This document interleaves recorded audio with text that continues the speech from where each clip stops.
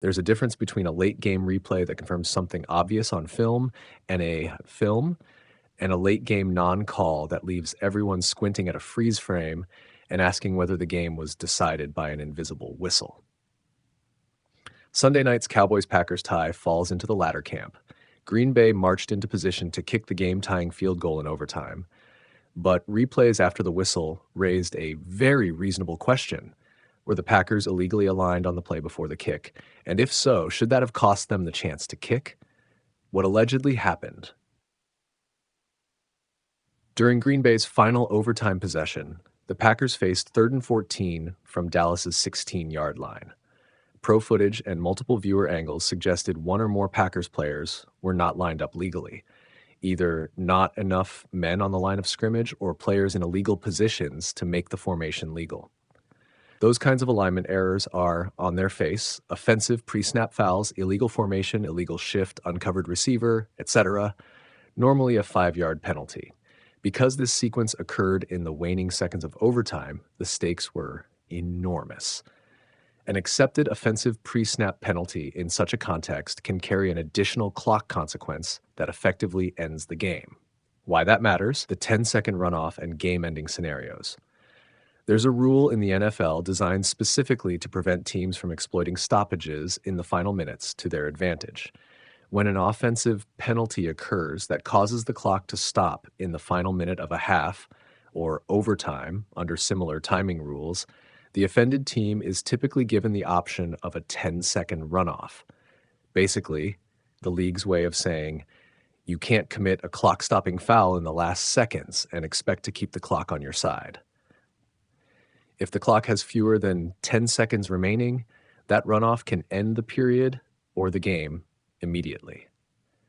If the Packers truly lined up illegally on the play that preceded the field goal and the officials had assessed that foul, several dominoes would have fallen. The Packers would be flagged 5 yards and likely replay the down. Because of the timing and if the clock was going to be stopped by the play, the Cowboys could have elected the 10-second runoff. That runoff could have expired the remaining time in overtime, removing the opportunity for Green Bay to attempt the tying going-ahead kick. In plain terms, in the very narrow universe where an obvious offensive formation penalty was called and the Cowboys elected the runoff, the Cowboys might have won. Not because of a miraculous last-second defensive stand, but because an offensive pre-snap foul erased Green Bay's chance. Why it wasn't called on the field? A few practical realities make these calls easy to miss in real time. Illegal formation or alignment mistakes are detected by counting an angle. Are there 7 men on the line? Are the ends covered? Is anyone illegally in motion? And that's harder to do in a high-tempo 2-minute or overtime sequence when players are snapping quickly and the focus is often on ball security and play execution. The referee and the mechanics crew are human and have to watch a dozen moving parts. A subtle uncovered tight end or an inside player leaning off the line can be invisible amid the noise. There's also the replay angle. Most formation and alignment infractions are judgment calls by officials and are generally not reviewable via coach's challenge or booth review. The replay system was never intended to micromanage every pre-snap nuance, so once the whistle blows and no flag is thrown, the crew's initial judgment is usually final. What pundits and ex-coaches are saying. The uproar makes sense. Former coaches, including Rex Ryan on national TV, publicly called out the officiating crew for missing alignment violations late in the game. Critics say the missed call wasn't just a minor technicality, it was a high-leverage oversight that potentially altered the final outcome. Fans see the slow-motion angles and assume referees either didn't see it or gave the Packers the benefit of the doubt. Counterpoints to that fury are also valid. Even if a formation infraction existed, it's not always blatant enough to warrant a flag in real time. And even after the play, there are scenarios where the offense might decline the penalty if the play outcome is better than the penalty enforcement, and the defense has to decide quickly whether to accept the 5 yards plus runoff or decline and play on. Game theory and clock management complicate the straightforward call it and the other team loses narrative. What could the NFL do? The league faces a recurring dilemma. Do you expand replay to include pre-snap alignment, Or do you force crews to make faster and more granular judgments in the game's tensest moments? There are sensible middle ground fixes. Improve communication.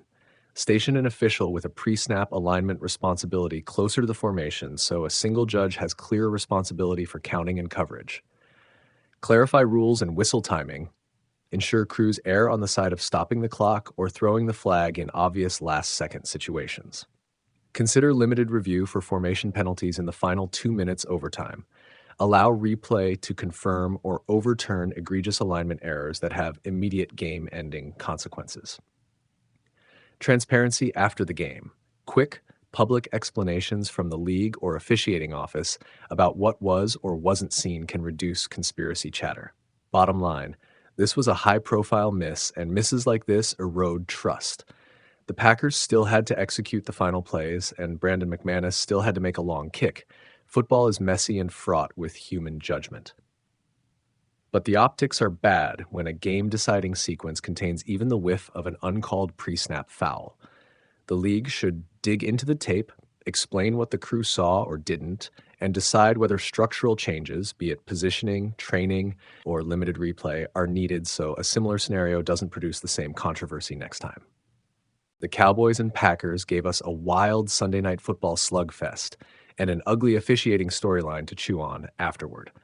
What should have been a dramatic finish instead landed on the refs' shoulders after multiple viewers and analysts flagged what looked like an illegal formation by Green Bay on the final overtime snap that set up the tying field goal.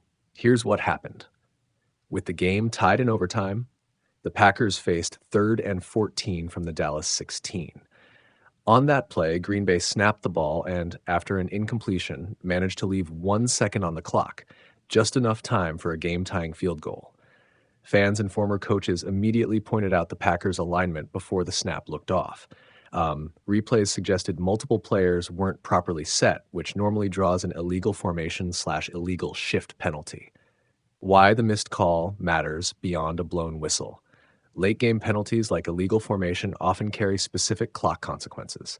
In certain end-of-period situations, a defensive or offensive penalty can produce a 10-second runoff, depending on the nature of the foul and the game clock.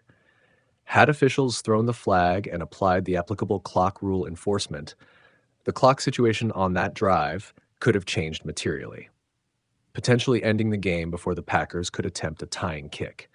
In short, one missed flag may have altered the very final second that produced the tying field goal.